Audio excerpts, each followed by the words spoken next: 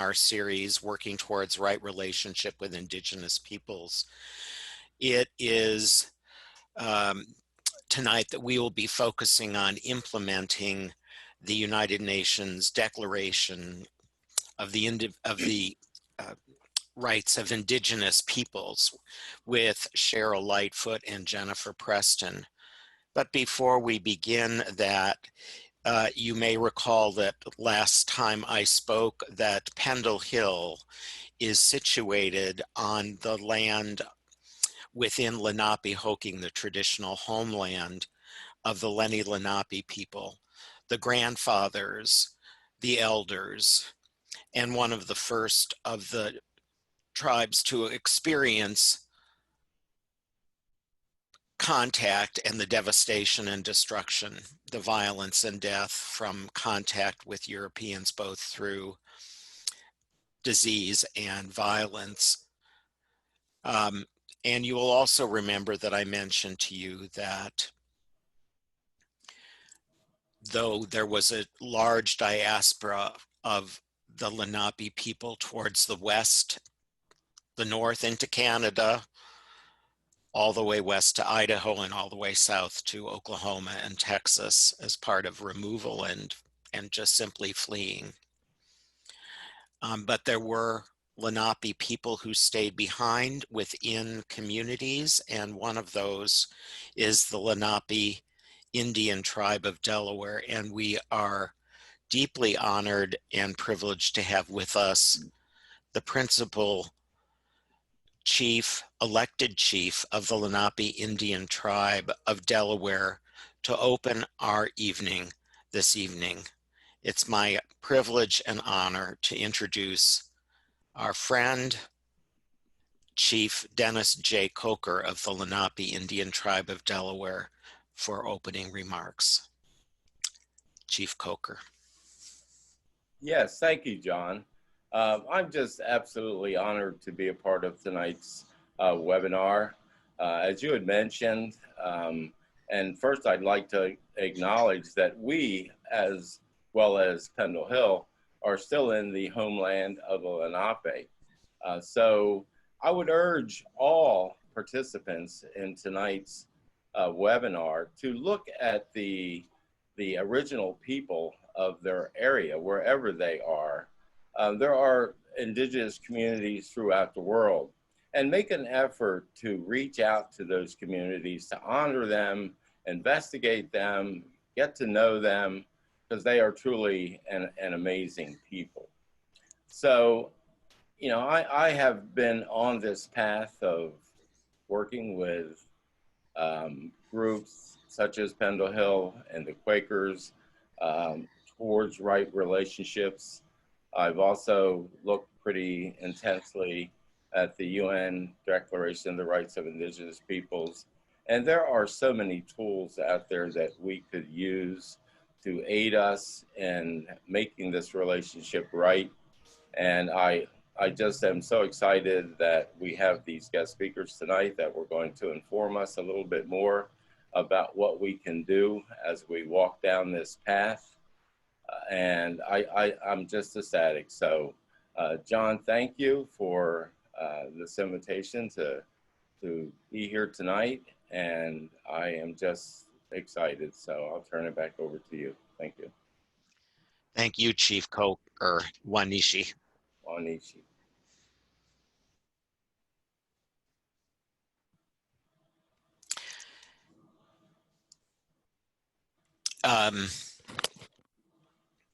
So I'm missing my my script.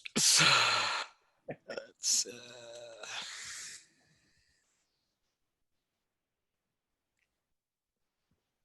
oh, the pregnant air pauses, they're so bad. First, I would like to begin by thanking our co-sponsors, Canadian Friends Service Committee, Decolonizing Quakers, and Towards Right Relationship with the Native Peoples Program of Friends Peace Teams. With their help, we have been able to put this exceptional program together. And I will save for a later date opportunities to re-thank all the members of the Planning Committee and the Pendle Hill staff who have also been instrumental in bringing this program to you and surmounting the various technical problems that we have encountered with our email system and so forth. Just a couple of words about how we will proceed this evening. On the technical side, you are all muted and will not be able to unmute yourself. If you encounter problems, please use the chat feature of Zoom to inform Francisco Burgos of your problem. Francisco is our Director of Education, and he is staffing the technical end of our program this evening. Also, as questions arise, you are invited to write them in chat as well. Type them in and then hit enter, and they will be sent to Francisco. All chat messages will go only to our host, Francisco, and you will not be able to chat with other participants. Though we encourage you to do some of the things that we know, for example, that Ottawa monthly meeting is doing, and having a debriefing with the several dozen folks who have registered with that monthly meeting for this series of webinars. And so we hope that you will carry the word forward and find opportunities to share what you're learning tonight with other members of your meeting, your congregation, your fellowship, or whatever peer group is appropriate. We'll let you know also that tonight's webinar is being recorded, as all of them will be, and it will be made available to registrants at some time in the future after it has been reviewed and edited as necessary. We will notify you when the recording becomes available, so please don't bother to keep asking us when is it going to be available. We'll let you all know when it happens. In the past week, we've also posted resources, both for this evening's our previous webinar and for the future webinars, and we invite you to share resources as well by sending me an email at jmeyer@pendlehill.org. Also, there will be 2 opportunities during the course of the series for participants to gather for discussion in small groups that Pendle Hill will sponsor via Zoom. One of these will be on Monday, September 21st, again at 7:30 p.m. in the evening Eastern Time. And now it is my great pleasure to introduce our speakers for this evening. Jennifer Preston, who will go first, is the General Secretary and coordinates the Indigenous Rights Program for Canadian Friends Service Committee, the justice arm of Quakers in Canada. Her full bio is located in our biography section that you can access online, but I'm going to highlight a couple of things. She works closely with Indigenous peoples representative and state representatives, as well as human rights organizations in various regions of the world, including at the UN Permanent Forum on Indigenous Issues and the UN Expert Mechanism on the Rights of Indigenous Peoples. She is a co-editor and contributor to Realizing the UN Declaration on the Rights of Indigenous Peoples, Triumph, Hope, and Action. For the past 10 years, she's written the Annual Review of Canada for the Indigenous World, published by the International Work Group on Indigenous Affairs. Jennifer represents CFSC in the Canadian Coalition for the Human Rights of Indigenous Peoples, and she worked tirelessly for many, many years in advance of the UN's adoption of the UN Declaration on the Rights of Indigenous Peoples. It is also a pleasure to have with us this evening Sheryl Lightfoot. She is Anishinaabe, a citizen of the Lake Superior Band of Ojibwe, enrolled at the Keweenaw Bay Indian Community in Baraga, Michigan, and she is currently an associate professor in political science, the School of Public Policy and Global Affairs and Indigenous Studies at the University of British Columbia, and acts as the senior advisor on Indigenous affairs to the president of the university. She's a Canada Research Chair in Global Indigenous Rights and Politics, and as one of the world's experts in global Indigenous politics. Sheryl's research specializes in complex questions of Indigenous peoples' rights and how those rights are being claimed and negotiated in various political spaces. Her work explores both practical and theoretical aspects of implementation of Indigenous rights globally, as well as in comparative domestic and regional context. She is currently involved in 2 research projects that are appropriate for this evening. The first, The Politics of Indigenous Apologies, examines state apologies to Indigenous peoples in multinational comparative perspective. And the second, Complex Sovereignties, Theory and Practice of Indigenous Self-Determination in Settler States and the International System. We are pleased and honored to have with us Jennifer and Sheryl. We will have an opportunity for their presentations, and then there will be an opportunity for us to ask questions later afterwards. Without anything further, please welcome Jennifer Preston. Thanks very much for that introduction, John. And thanks very much to Chief Quaker for being with us this evening, and of course to Pendle Hill and the steering committee for organizing this whole series. I want to begin by acknowledging that I'm coming to you tonight from my home, which is on Anishinaabe and Haudenosaunee territory in what is now known as Southwestern Ontario. And it's a pleasure for me to be here tonight, and a pleasure also to be here with Sheryl Lightfoot. So we're going to start our presentations tonight with a very brief history of the development of the Declaration. And when I say brief, I mean I'm going to do it in less than 5 minutes. However, I would say that, as John had mentioned, both Sheryl and I have actually published books on the development of the Declaration, and we could easily spend the whole evening talking about that. So for those of you who are interested and you want to know more about the actual process, which I think is very rich in understanding the instrument itself, I recommend those 2 books to you, and I know that the information for finding them is on the email that went out for tonight's webinar. So I would recommend those to you. So Indigenous peoples from around the world worked for more than 2 decades with states, and mainly in Geneva, to develop the Declaration through 2 different UN working groups. And that makes it the longest discussed instrument in UN history.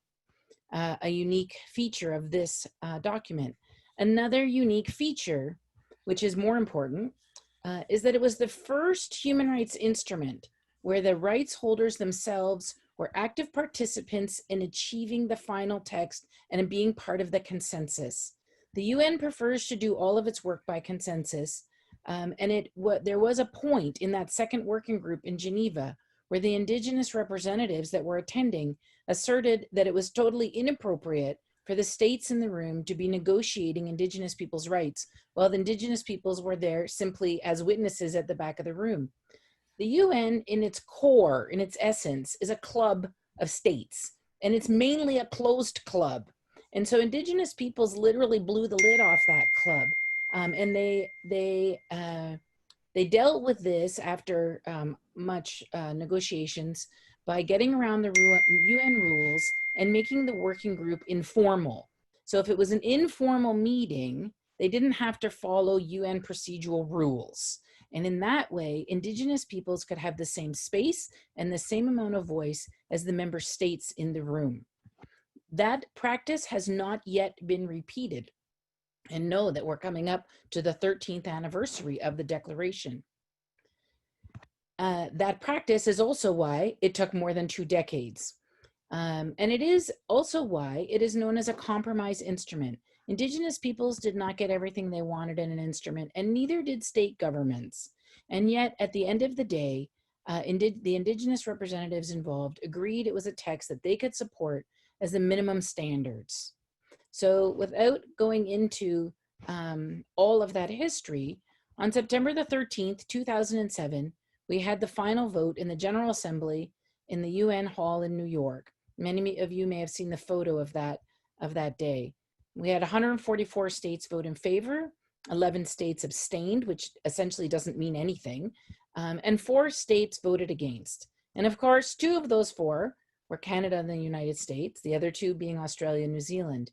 It's important to know that all 4 of those, within a few years, reversed their opinions, and all 4 went through a process of endorsing the declaration. And that makes it now a consensus document. There is no state in the world that formally opposes this instrument. That increases its legal significance.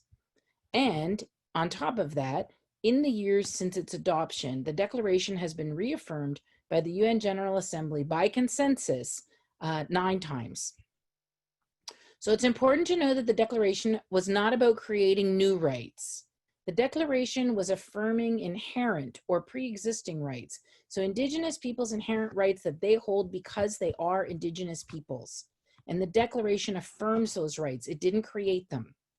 And it was building on existing human rights law. So it wasn't being drawn out of thin air. We were taking existing international human rights law and applying it to the specific situations and specific challenges that Indigenous peoples continue to face around the globe. The UN guesstimates that there's approximately 450 million Indigenous peoples in over 70 countries around the world.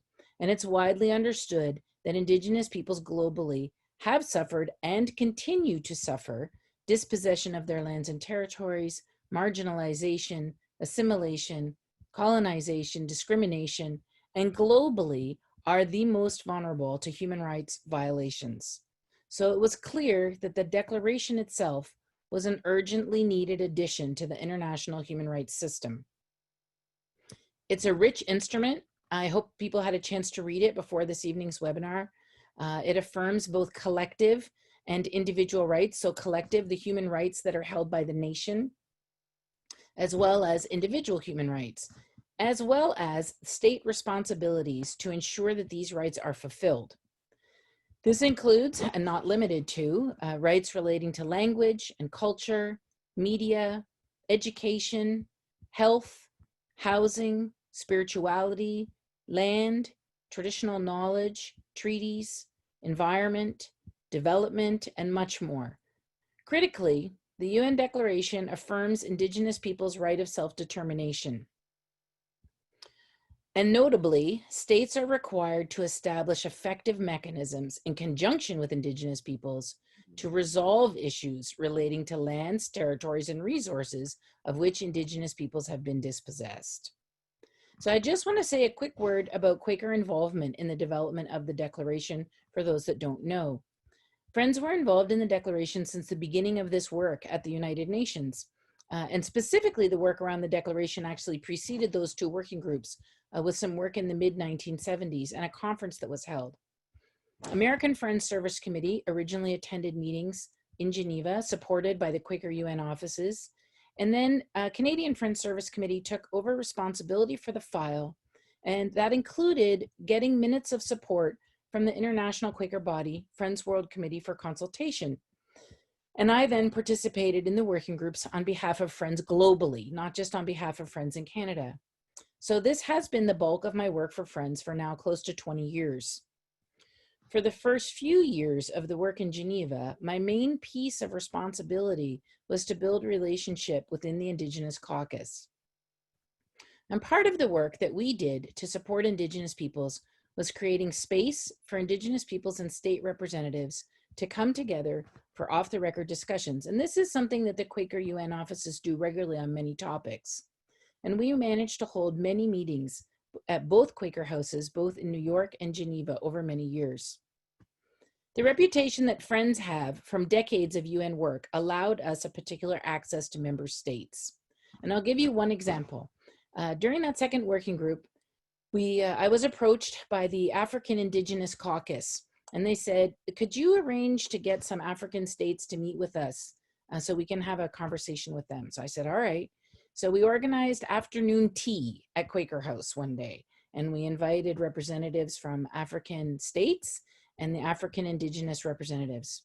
And we had a lovely afternoon and a very nice tea, and it was good. And when it ended, one of the gentlemen who had asked me to hold the meeting came to me and he said, this is the first time that they have met with us. So that space at Quaker House, that's a comfortable space, and it's a respectful space, was able to encourage those African state representatives that yes, they would come and meet with the indigenous representatives. And during the final year of negotiations of the declaration, when the work transferred from Geneva to New York, and luckily I don't live too far from New York, I was able to work with my colleague from Amnesty International, as well as an international human rights lawyer. The three of us worked together to meet with states, advocating for the adoption of the declaration. And because of the work that Quakers and Amnesty have done at the UN for many decades, we were able to have a lot of access to state representatives. And over a period of about 8 months, we had 75 different meetings with 50 different state delegations. So in addition to the international work supporting the Indigenous Peoples Caucus, CFSC also informally coordinates the Canadian Coalition for the Human Rights of Indigenous Peoples, which brings together Indigenous organizations and individuals across Canada with both faith bodies and also human rights organizations, all with the mandate of supporting Indigenous peoples in the implementation of the Declaration, mainly here in Canada. And Canadian friends have formally committed to the implementation of the Declaration, and we have it within our yearly meeting, a minute of record on this. And our engagement with the Declaration is now considered part of our spiritual discipline. So I'm going to start on implementation, and Sheryl will pick up on that in a few minutes. So how do you implement an international instrument?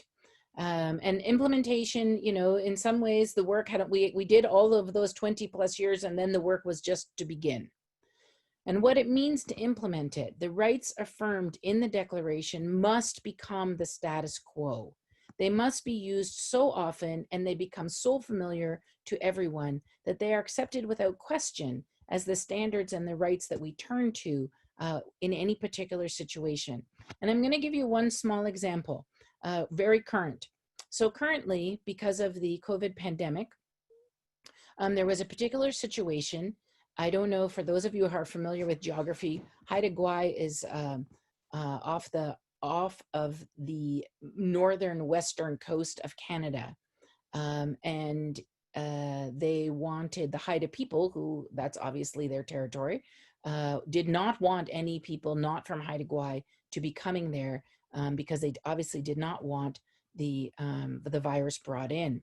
Well, on Haida Gwaii, there's some fishing resorts that are owned by non-Haida people who were very interested in bringing their clients back in to fish because that's how they keep their businesses. And there was obviously a big difference of opinion on that. So to cut a long story short, the province of British Columbia said that in fact Haida Gwaii was not open to people that were not from Haida Gwaii, that you know, for the safety of the island, that if you weren't from Haida Gwaii, you could not come, and which meant that those fishing resorts had to close.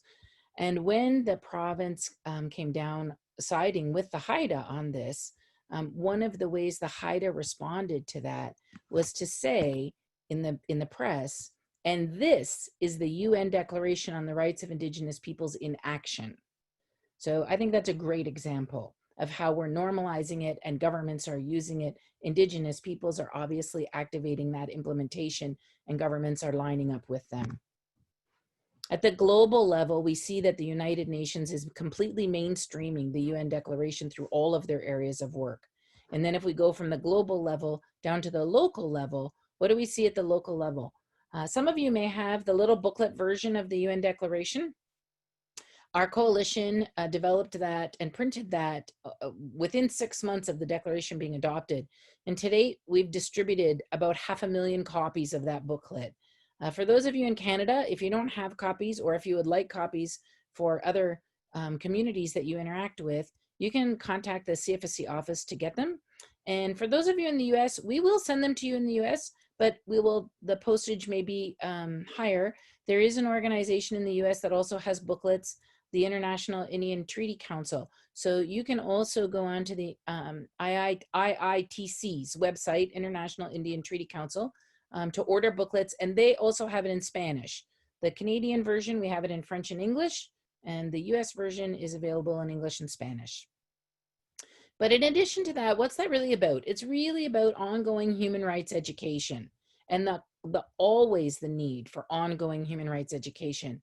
So there's been, this evening's webinar is implementing the declaration because we're having this discussion about it. And there's been something that members of our coalition, and certainly Sheryl and I have done a lot of, is presentations, both in Indigenous communities as well as non-Indigenous communities, educational institutions, and national and international forums. And that kind of educating people on the declaration. What is it? Why is it important? How do we engage with it? How can we use it? Those are all important discussions that have to be ongoing. Canada's Truth and Reconciliation Commission called the declaration the framework for reconciliation in their principles of reconciliation. And an important note, while declarations are not binding in the same manner as international conventions, they absolutely have legal effect. So you may have heard comments like, oh, well, it's only aspirational, or, oh, well, it's not legally binding. And those comments are not accurate. It's accurate to say that human rights declarations are not binding in the same manner as an international convention, but they absolutely have legal effect. The declaration is already being widely used in litigation, and it absolutely is one of the tools that can be used by Indigenous peoples in a wide range of litigation. Canadian Friends Service Committee argued this before the Supreme Court of Canada.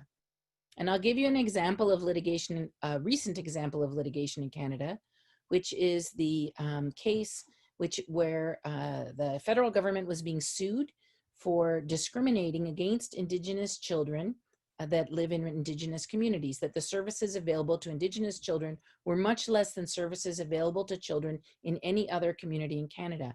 And this went to the Canadian Human Rights Tribunal. And there's a recent ruling from the tribunal, which includes an extremely interesting and in-depth analysis around using the declaration. And it has 40 references to the UN declaration in that ruling, as well as the references connecting that to Canadian constitutional law. So it absolutely is a legal instrument. We currently in Canada have 9 federal laws that include the fact that the government of Canada is committed to implementing the UN declaration. There's a range of provincial laws on the declaration.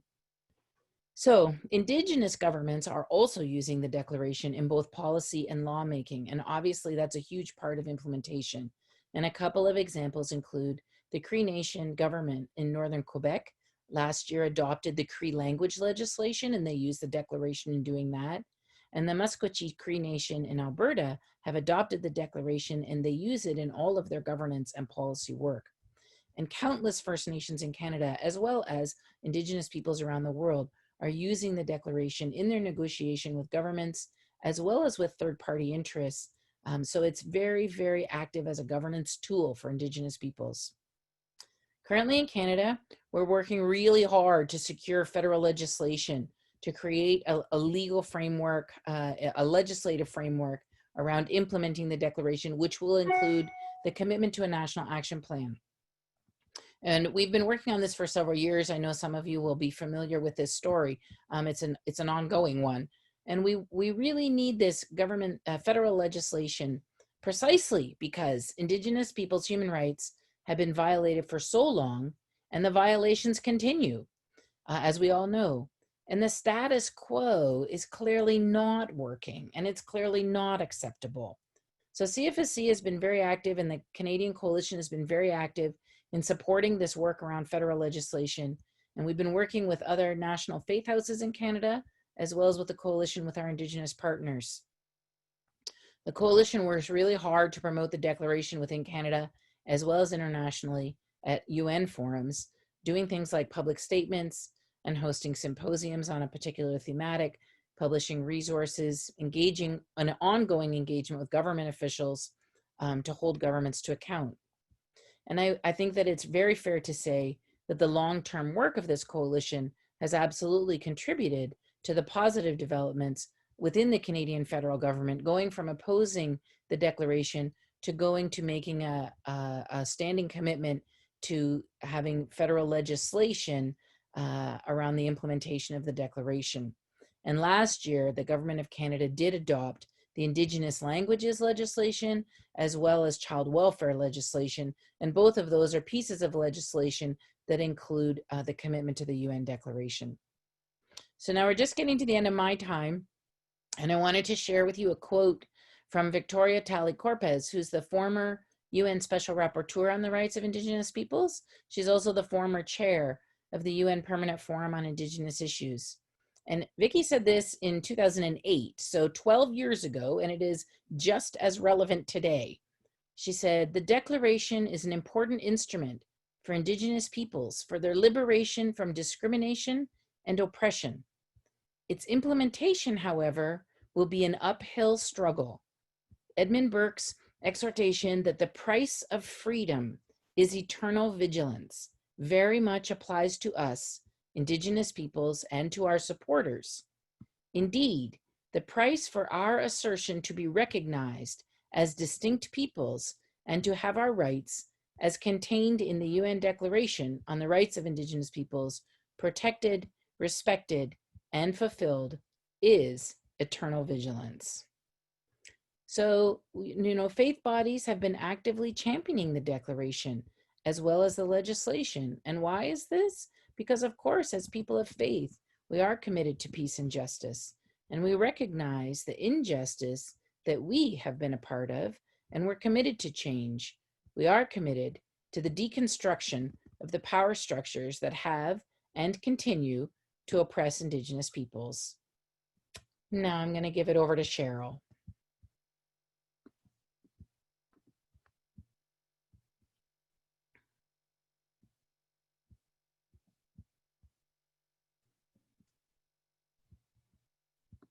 Thank you, Jennifer. And I also want to thank John for the kind introduction earlier, and to Pendle Hill, of course, and the steering committee for planning this webinar. And I want to extend special thanks to Chief Coker for his welcome this evening.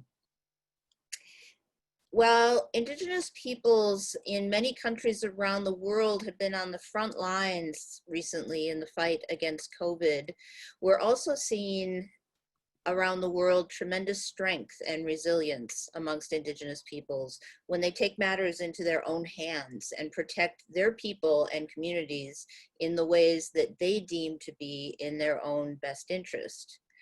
And so in this global atmosphere with all of its challenges, I want to applaud you for your commitment to engage in these very important conversations and at this incredibly critical time. Thank you. I'm joining you in what is, for me, still this afternoon from my home on the campus of the University of British Columbia in Vancouver, which is located on the traditional, ancestral, and unceded territory of the Hunkaminam speaking Musqueam people. The Musqueam people have lived on these lands consistently for the past 10,000 years. And I want to acknowledge and pay my respects to them as the original and ongoing caretakers of this beautiful land. Now, as a global community, we're witnessing extensive and expanding application of the UN Declaration internationally, regionally, and in many domestic contexts, affirming what Maori legal scholar Claire Charters writes has become the standard against which state activities are assessed in terms of Indigenous peoples. Now, implementation efforts around the world typically take several forms. First of all, they can be constitutional, legislative, and policy measures at the national level. Secondly, sometimes they are judicial actions at the national level. Thirdly, there can be regional instruments involved, including such organizations as the European Union or the Organization for American States. And then finally, significantly, through the UN system itself. So if we start by looking globally and take into some comparative perspectives, we can see some incredibly significant moves to implement the Declaration. And as far back ago as 2007, so shortly after the vote in the UN General Assembly, within weeks, the country Bolivia adopted the UN Declaration into national legislation. And today, even with all of the turmoil in that country, it's still the only country in the world to do so. And the 2009 Constitution in Bolivia, which was just 2 years later, is one of the most comprehensive instruments in the world for recognizing Indigenous peoples' rights. And that Constitution also recognizes Indigenous legal systems and the collective ownership and autonomous management of Indigenous lands. Similarly, the 2008 Constitution of Ecuador established what's called a plurinational state, and it recognizes 21 collective rights of Indigenous peoples, including communal ownership of their lands, and again, like Bolivia, governing autonomy. There have been a number of countries across Africa and Asia that have implemented national legislation and policies that support particular rights that are articulated in the UN Declaration. Countries including the Central African Republic, the Congo, the Democratic Republic of Congo, Kenya, Morocco, and Namibia. And Indigenous peoples are recognized in various ways by the countries of Nepal, Cambodia, Japan, quite recently, Philippines, Thailand, and Bangladesh. The country of New Zealand is currently working on a national action plan to implement the UN Declaration through legislation and through policy, while in Australia, the state of Victoria is now deep into the initial stages of a treaty process, and the Australian state of Queensland has very recently, in just the last few weeks, indicated its intention to begin doing the same. In terms of courts, various national and supreme courts around the world have cited the UN Declaration in a multitude of decisions. Countries here include Belize, Botswana, Canada, where I live, Chile, Colombia, Guatemala, Kenya, Mexico, and even Russia. Regional organizations like the Organization for American States, which has recently passed its own version of an Indigenous Rights Declaration, or the Inter-American Human Rights System, the African Commission, and the African Court have all integrated the UN Declaration into their work and into their rulings. As Jennifer mentioned before me, the UN Declaration has been mainstreamed throughout the UN system for more than a decade now. And what that means, it is that it is being used to set guidelines and set standards throughout the UN system, which then means that the organs and the specialized agencies of the UN are required to contribute to its realization in their ordinary work. And what this translates to is tremendous impact in the developing world, because agencies like the World Bank or UNESCO, UNICEF, and the UN Development Program must rely on the guidelines and the standards of Indigenous rights as articulated in the UN Declaration. Then, of course, there are also the 3 targeted UN mechanisms of the United Nations that have specific roles in advancing the Declaration within the United Nations. And these are the Permanent Forum on Indigenous Issues, the Special Rapporteur on the Rights of Indigenous Peoples, and the Expert Mechanism on the Rights of Indigenous Peoples. And then UN treaty bodies are also increasingly integrating the UN Declaration into their review and remedy processes. And Jennifer described legal advances on UN Declaration implementation efforts in Canada, as well as pending federal legislation. Now, implementation in the United States looks quite different than in Canada, and it typically takes the form of what we would call advancing tribal sovereignty. And I think this reflects back to your session from a week ago in a very real way. So this could be, for example, something like the Tribal Law and Order Act, or even the reauthorization of the Violence Against Women Act, which restores tribal jurisdiction over certain violent crimes. Both of these are very clear, specific advancements that are also implementing what is articulated in the UN Declaration, even if it doesn't use that precise language. Other advancements within the United States include religious freedom rights, including sacred sites, and Indian child welfare legislation, which decades ago returned jurisdiction over child welfare to the tribes. Tribes within the United States maintain their own governments, including community planning, and many have their own police and tribal court systems. And they exercise sole jurisdiction within their reservations over areas like family law or what's called Indian on Indian criminal cases. And the UN Declaration can also find its way into policy in the United States. And I want to give you a recent example. USAID, which is the American International Development and Humanitarian Agency of the US federal government, just in March, a couple months ago, launched a new policy on promoting the rights of Indigenous peoples throughout its organization. And this new policy is said to set a new standard for engagement and partnership with Indigenous peoples around the world. It has 4 objectives. It aims to, first of all, strengthen engagement with Indigenous peoples to safeguard against harm and to support their own development priorities and their self-reliance. Secondly, it aims to increase integration of Indigenous peoples' concerns across USAID. Thirdly, it aims to empower Indigenous peoples and their representative organizations to advocate for and exercise their rights. And then finally, it aims to foster an enabling environment for Indigenous peoples to advocate for and exercise their rights. On the legal front in the United States, my research team at the university here has identified so far nearly 200 cases at the US federal level that cite the UN Declaration in some way. The vast majority are at the district court level, the federal district court level, with a handful making their way so far into the federal appeals court.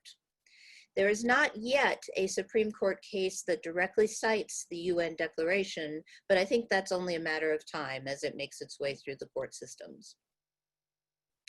Now, while there is not a direct citation of the UN Declaration in the most recent landmark Supreme Court case, McGritt versus Oklahoma, which was just handed down last month in July, this case is hugely significant for the status of Indigenous peoples' rights in the United States.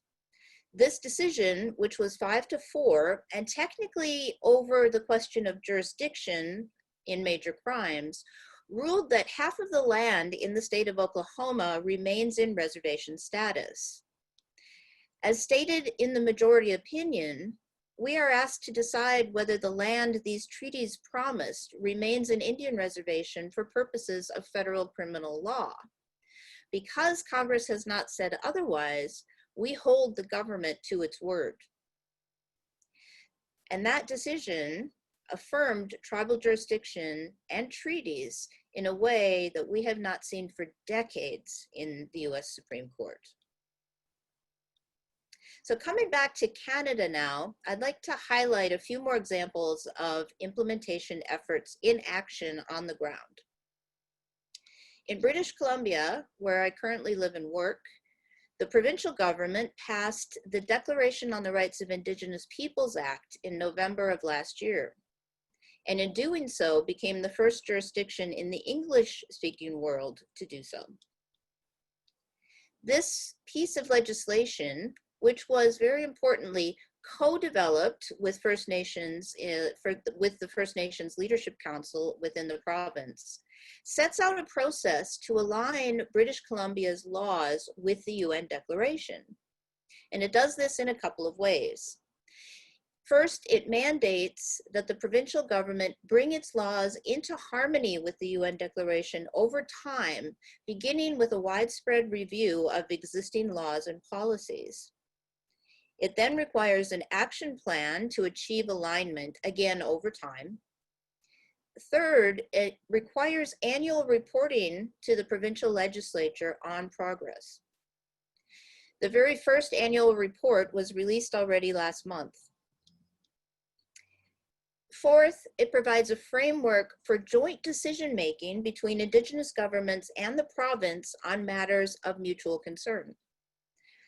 And finally, and significantly, this legislation has a provision that allows the province of British Columbia to now enter agreements with a broader range of Indigenous governments, meaning not only what we call here Indian Act bands, but it also provides a pathway for the province to make agreements with the traditional and hereditary Indigenous governing institutions.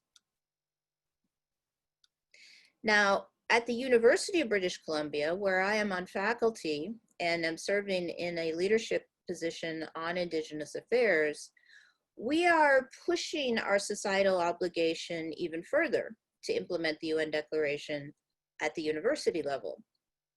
Our 2020 Indigenous Strategic Plan, which will be officially launched on September 14th, the closest working day we could get to the anniversary of the Declaration on September 13th, is the university's response to the UN Declaration, as well as the other Canadian-specific inquiry reports, the Truth and Reconciliation Commission of Canada, and the Inquiry on Missing and Murdered Indigenous Women and Girls.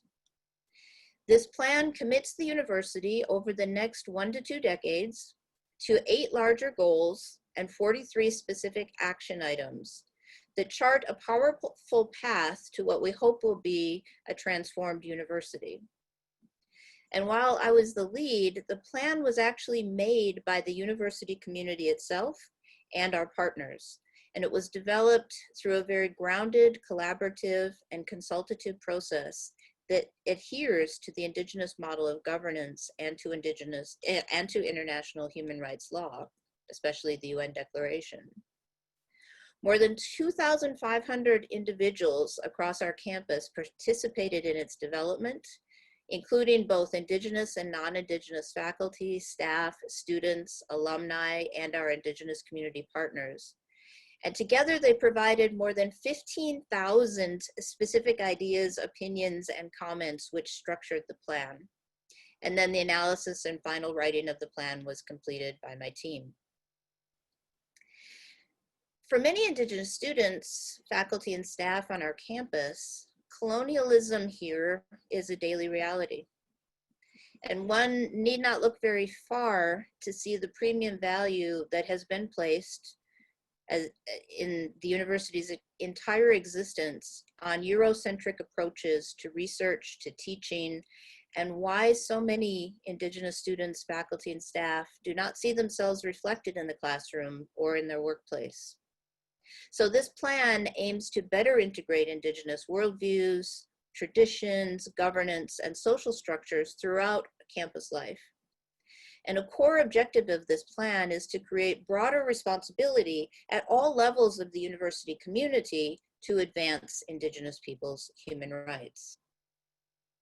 And then finally, I'd also like to touch for a moment on the work of the Canadian Coalition for the Rights of Indigenous Peoples and how important it is in ongoing implementation efforts in Canada.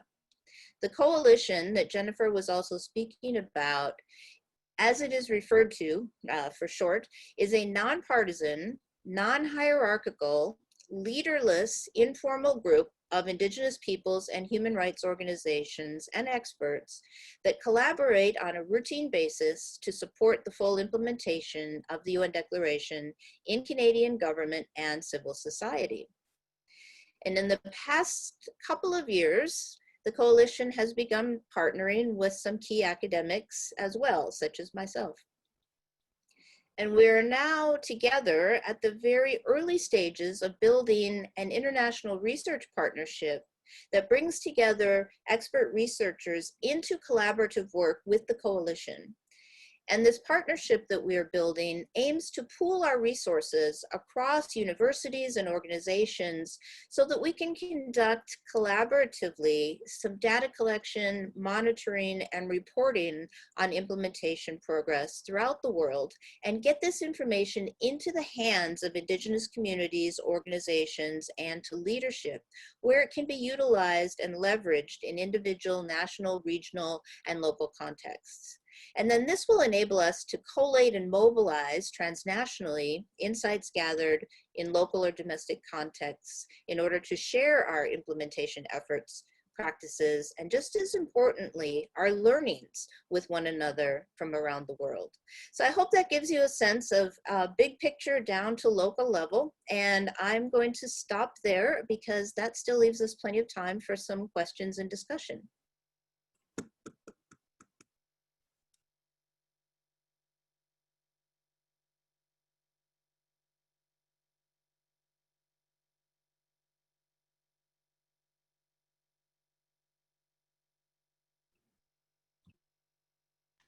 Thank you so much for those informative and vision-filled, inspiring pieces. I'm overwhelmed by the amount of information that you both were able to put into such a short period of time on such a globally complex situation. There have not been any questions that have been raised so far by our listeners because I imagine that they, like I was busy scribbling away and thinking of some questions to pose.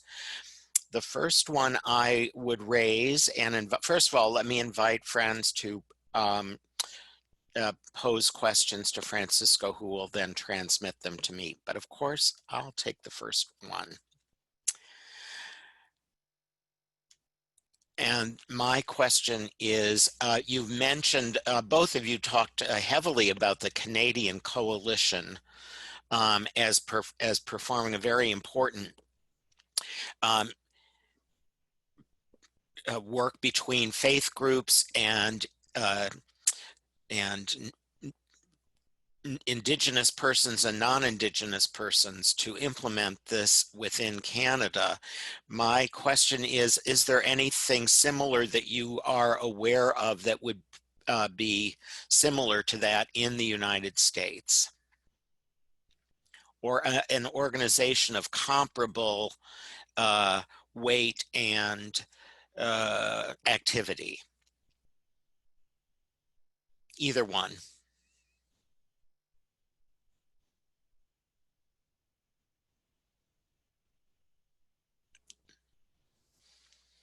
Can either one of you respond to that?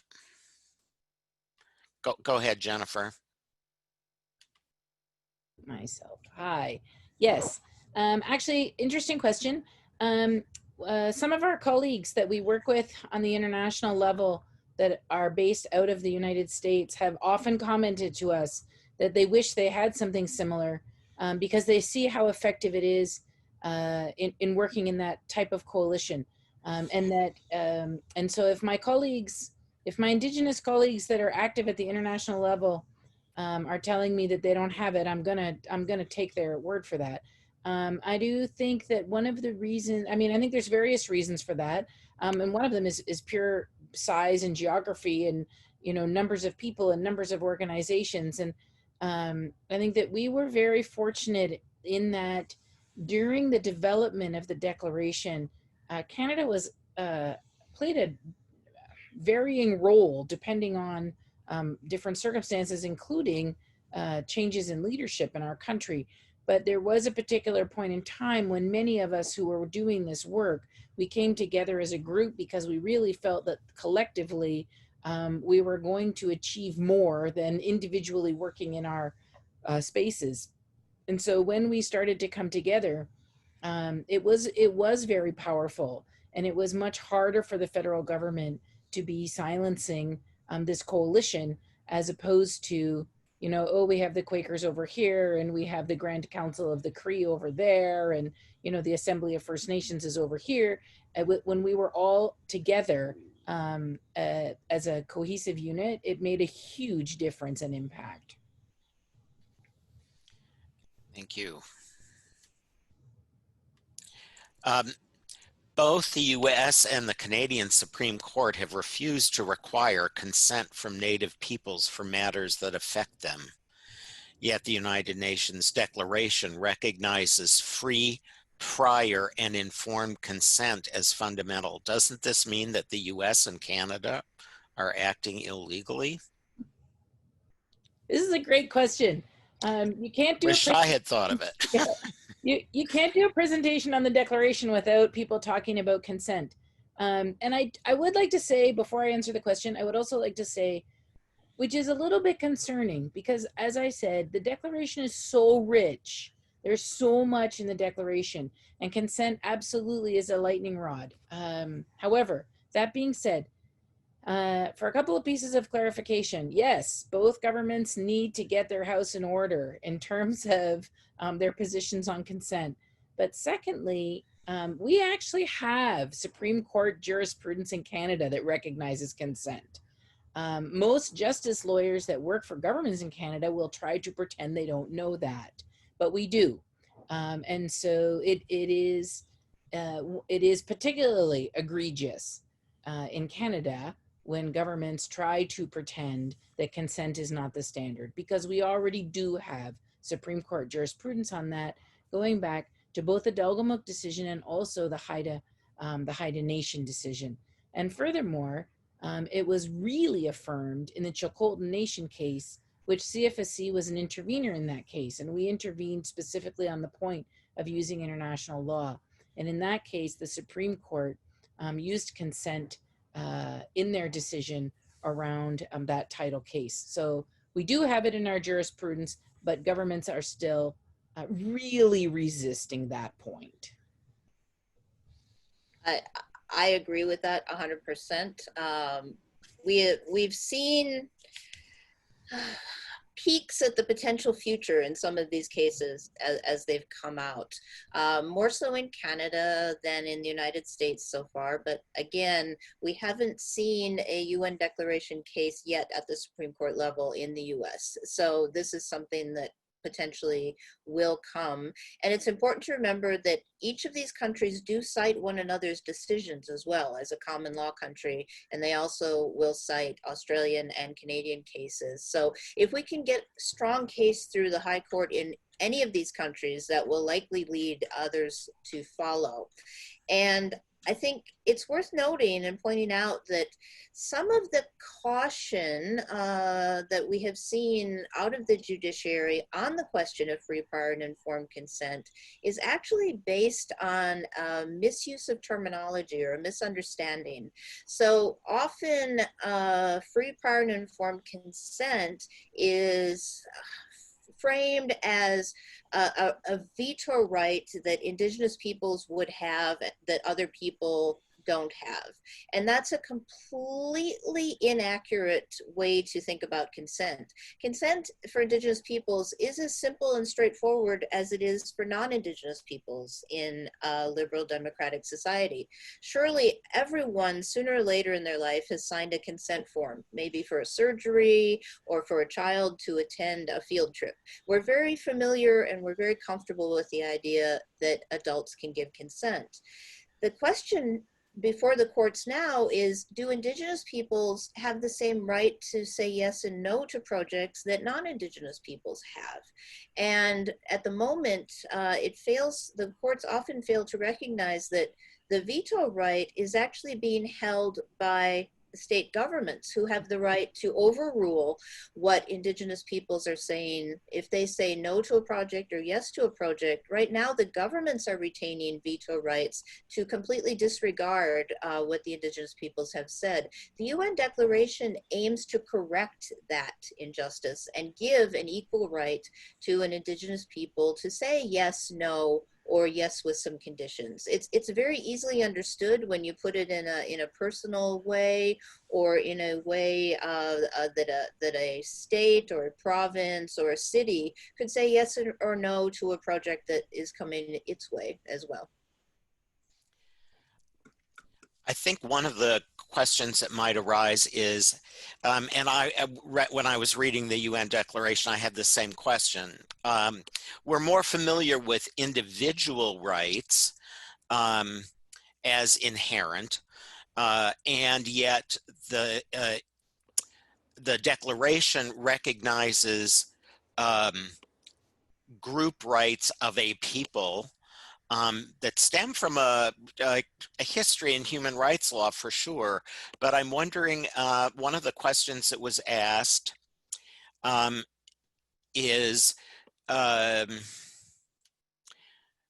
how does this idea of group rights complement or lay the groundwork for earth rights that we've seen, the rights of rivers and the rights of ecosystems? How do those two play with each other in the international scene? And we have got, now I said we didn't have any questions, we now have tons of them. Either one. It's true what you say, and I think one of the interesting things in the early years of developing the Declaration, there was actually also some discussion about having it be solely collective rights. That didn't go that way. Indigenous peoples decided, no, we also want to be affirming individual human rights.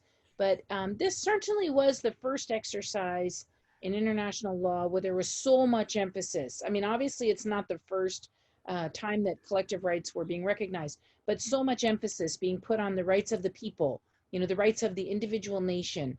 And so that's a very important aspect of the Declaration, that we're not just talking about individuals, but we're talking about the rights of the nation and the peoples. So that is really critically important. And I think that that's an interesting question about how will this tie into this new area of the rights of Mother Earth, you know, which is also something that had come, a lot of work internationally has been done by the state of Bolivia around that. And Bolivia, as Sheryl said, was, you know, very early on integrated the Declaration into their constitution. I think that's quite interesting, because when we're talking about collective, I mean, if you're talking about collective land rights, you know, this is where the nation has rights around the land, and or rights around development, around sustainability, around health. You know, all of those things can tie into these other areas. And you know, Sheryl does active work in New Zealand, and maybe she wants to speak about the case with the rights to the river. But I think that there are some obvious linkages in the international system. There was such a focus for the first few decades on the individual, you know, the rights that I hold as an individual. And then we see the system growing, and the international human rights system is always evolving. And so this, you know, the focus for Indigenous peoples on the necessity of the respect for their collective rights and how that's been growing. And now we see, you know, slowly we see this respect, respect for rivers, respect for water, respect for Mother Earth. But I'll let Sheryl maybe speak about the New Zealand example. Thanks, Jennifer. Yeah, I think oftentimes we struggle a bit as Western thinkers living in Western societies and Western institutions with what we mean by collective rights. And again, I think we can break that down into something very familiar to people, which is on a national level or a country level. I think right now, what we all know is that our passports are quite limited. We can only go to a handful of places if we felt safe to travel. The European Union has said we're not welcome there with our US or Canadian passports for the time being. It's their collective right to make those decisions about what they choose to do. When I think about a few generations ago, the government of New Zealand decided that it did not want any nuclear weapons in within its territory, and they made sure as a collective that they exercised their right to self-determination and made that decision. So I think if we think in large enough terms, states' rights, national rights, we're already very familiar with the concept of collective rights, especially when it comes to self-determination. So the question is, how can those work and be recognized and respected for Indigenous peoples? And so I think it's just a matter of we work out the systems that will allow that. Now, I agree that collective rights are very closely connected to the rights of Mother Earth movement that we have been seeing just in recent years. And it initially began in the countries of South America that I've highlighted earlier, and it has crept now into what we would call the English-speaking common law world. And New Zealand was the first country in, I also call it the Anglosphere in some of my work. New Zealand was the first country to recognize the rights of the Whanganui River just a handful of years ago, 5 years ago or so. And this came about through a negotiation between a particular iwi group or a tribal group and the state of New Zealand, the government of New Zealand. And they were working out a settlement of treaty violations that have happened since the 1840 Treaty of Waitangi. And as part of those treaty settlements, what happens is that a new relationship agreement comes out of the process that explains how certain territories are going to be co-managed, co-governed, co-developed between the iwi and the local municipality.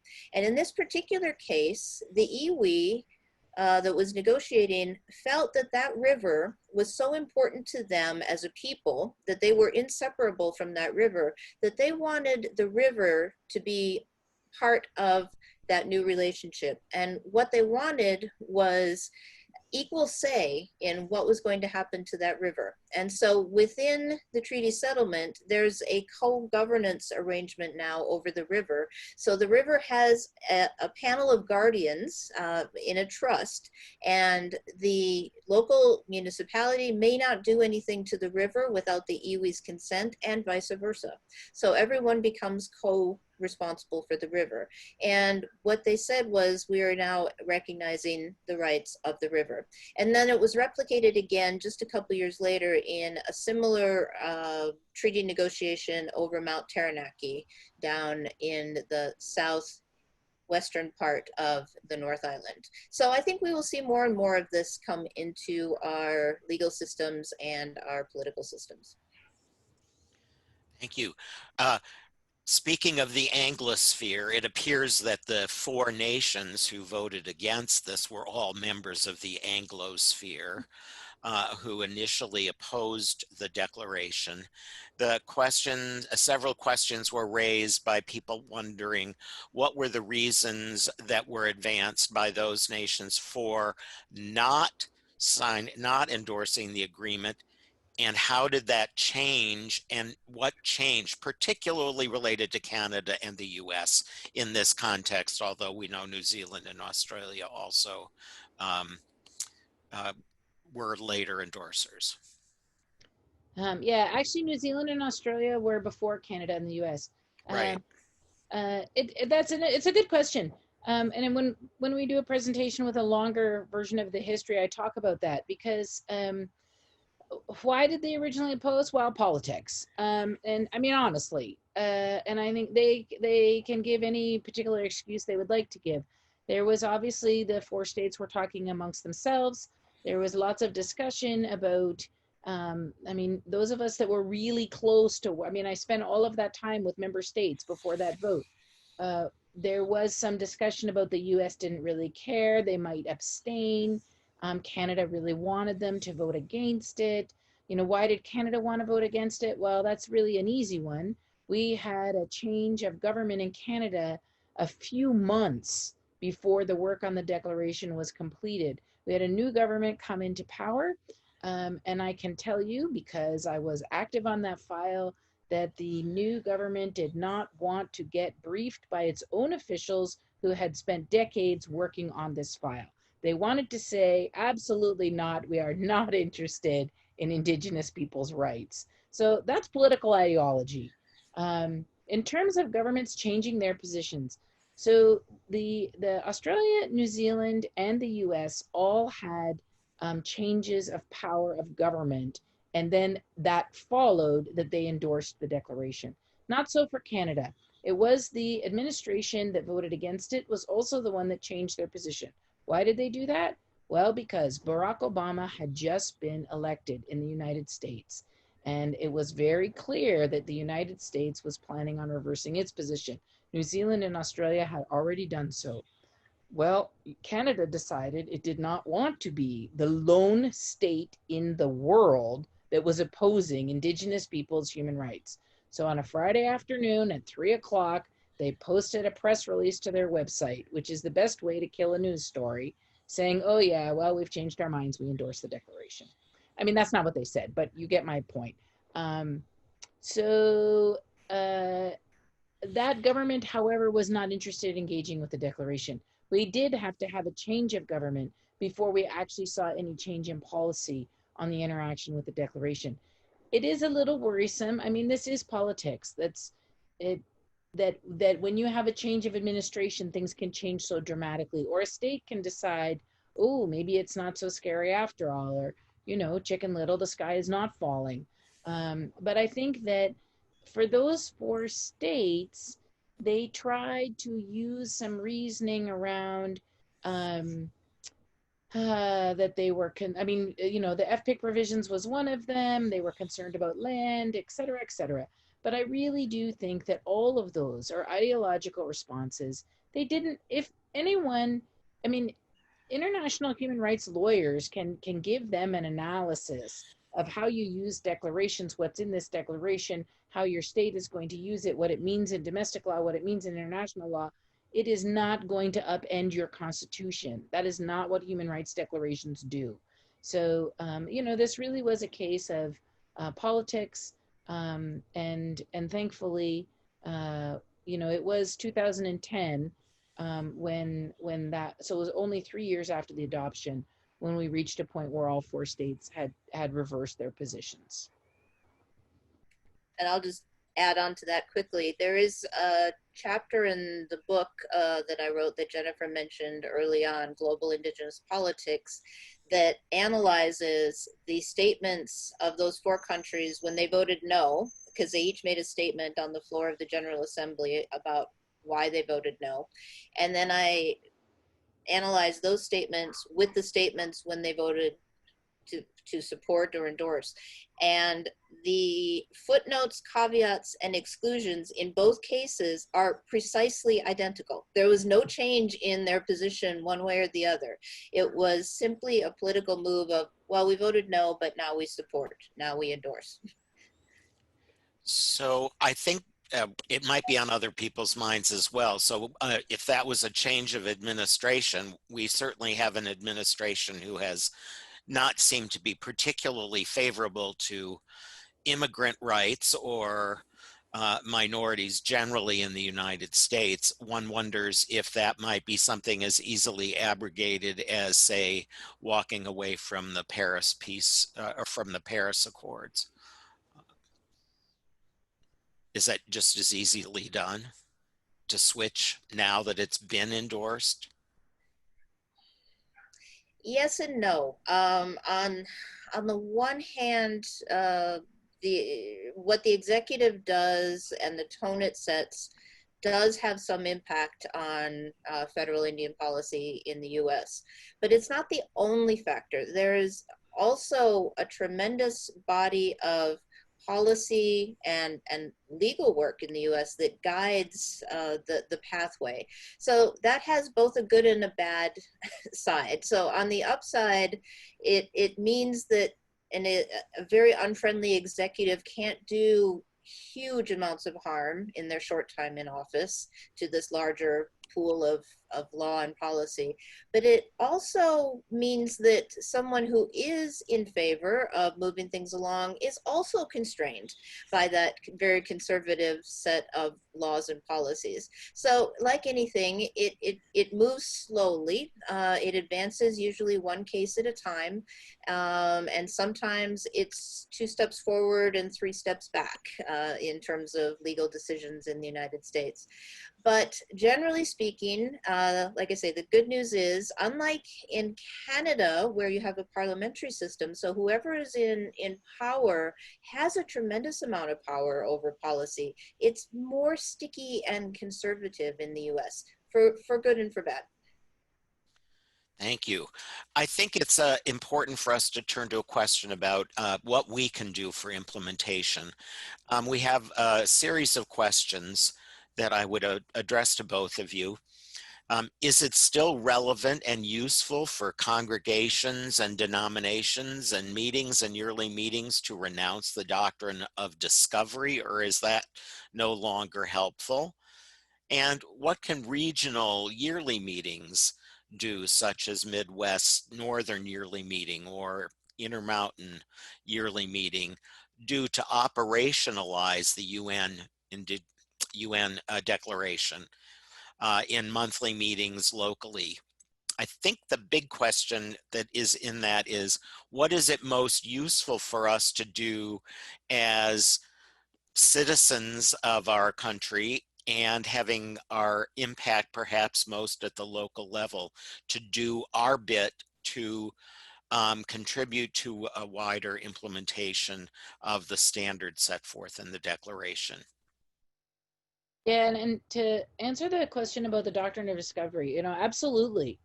The Declaration itself renounces doctrines of superiority, which is, doctrine of discovery is one of the doctrines of superiority as racist. And obviously the UN had done that much earlier, but it is useful. And I think that it is, Canadian Yearly Meeting has done that. And I know that there's yearly meetings and monthly meetings that have done that in the United States as well.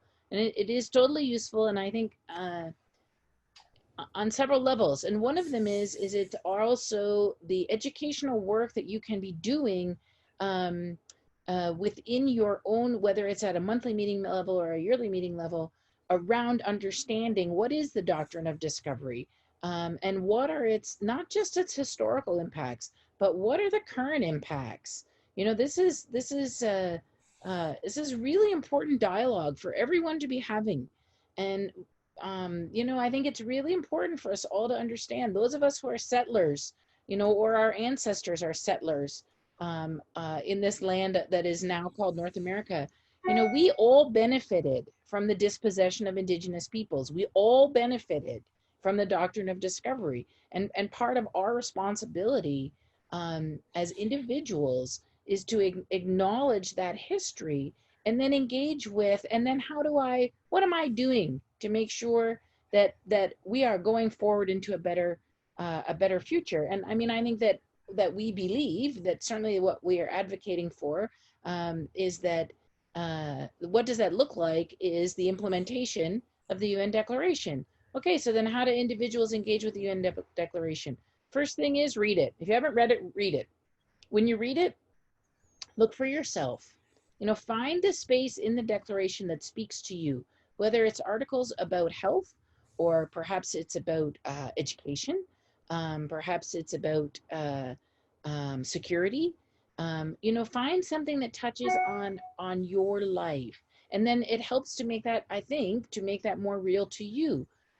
Share it. Can you share, is there resources on the Declaration that you can share outside of your meeting or outside of your congregation?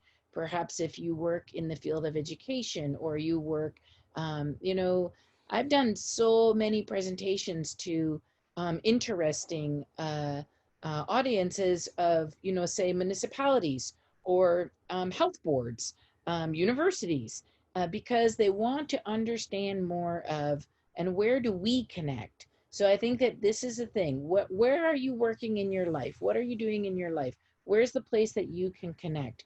And I think that meetings can do that exercise. And I think that, you know, Canadian Foreign Service Committee has some resources that will be more applicable when we have the webinar on truth and reconciliation. But I think that it's applicable here too. There's questions that you can ask yourself about where you live. And Chief Coker told us that at the beginning about, you know, I urge you all to, about who are the people on the territory where you live? Are they still there? If they're not still there, how come? You know, where did they go and when and why?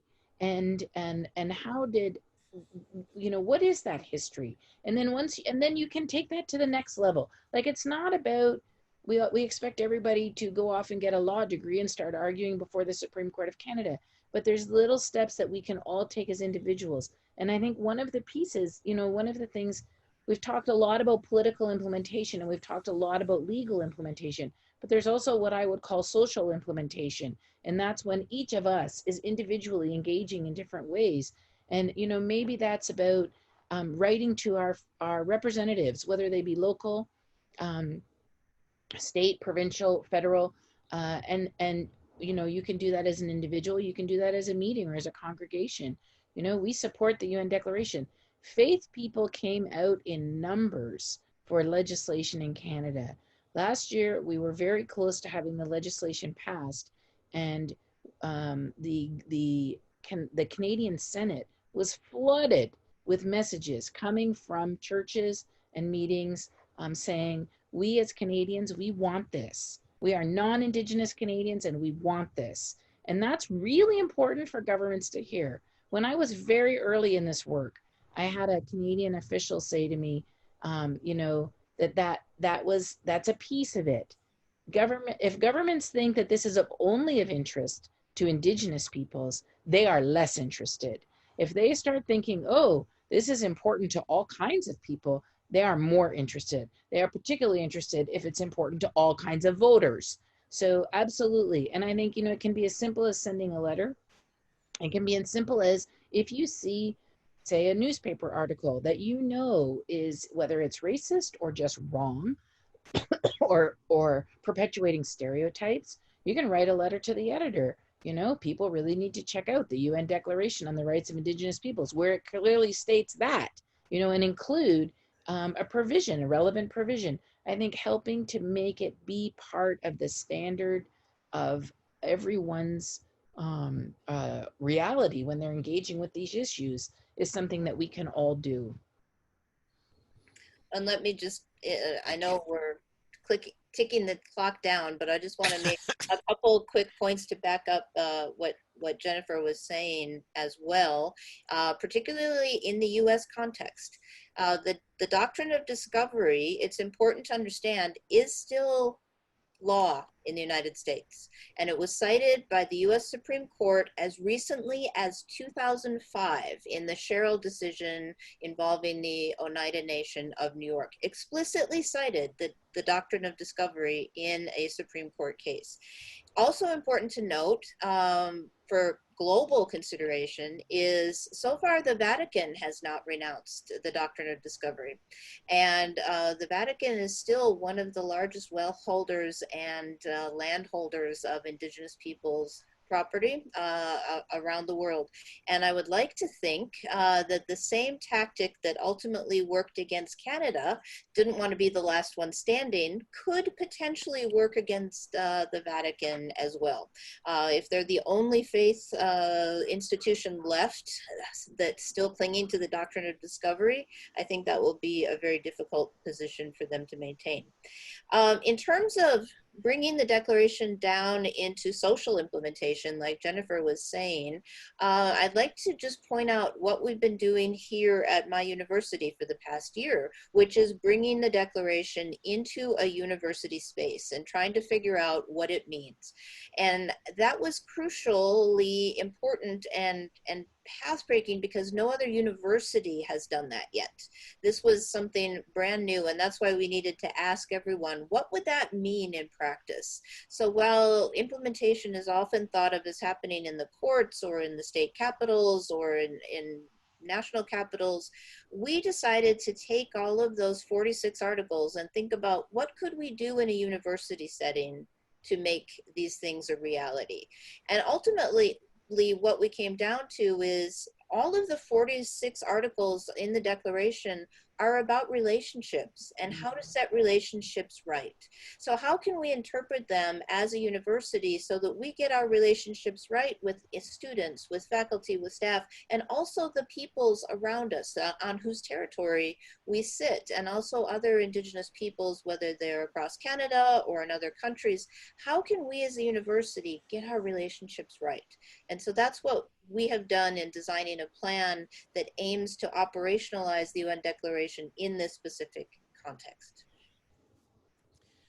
Thank you. I'd like to ask a quick follow-up question on that, and that is, you spoke of Indigenous partners, um, not just the university community itself, but speaking about the university community more in more broad terms. Um, how is it that those partners were identified and brought into conversation with the university? I know that's definitely part of your role with your role with the president. Right. I think that's a question that many of us will be grappling with as we seek to move this forward.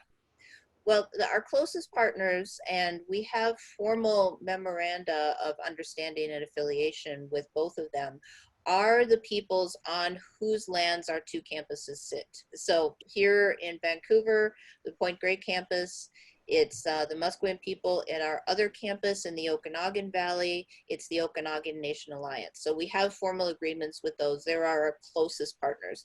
But we also have research agreements and other agreements with other Indigenous groups as we move out of our university campus bubbles. And usually these take years to develop. So the arrangements and the agreements that we have with Musqueam and the Okanagan Nation are now 20 some odd years old, and we're continually refreshing those and renewing them and renegotiating them every couple of years. We also have research relationships and individual relationships with Indigenous organizations that may represent a number of communities, like the Union of BC Indian Chiefs that represents in bands across the province, or the Leadership Council. We have multitude of ways of engaging. Oftentimes these come down to very personal one-on-one relationships, and then more often they are institution to community. So it really runs the range, and they all started with just a few people speaking to one another. That might be a very good place for us to end this evening. Let me just check on the amount of time that we have left. My word. I think we are at the end of our time for this evening. I am exceedingly grateful, and let me express what I'm sure to be the sentiment of all of those who have participated, that we are so grateful to Chief Coker for welcoming us this evening, and for the generosity of the Lenape people. We also are so very grateful for Sheryl and Jennifer and their expertise and sharing it with us. I'm sorry we didn't get to all of the questions. They all looked good, and it was hard to choose from them. I suspect that we have some resources that we have made available on the resources page for people to go deeper and deeper. I found that as I started compiling the list, I just kept getting more immersed in it myself. So I encourage you to go ahead and look at those resources. And again, thank you so much for being with us this evening, all of our participants and our speakers.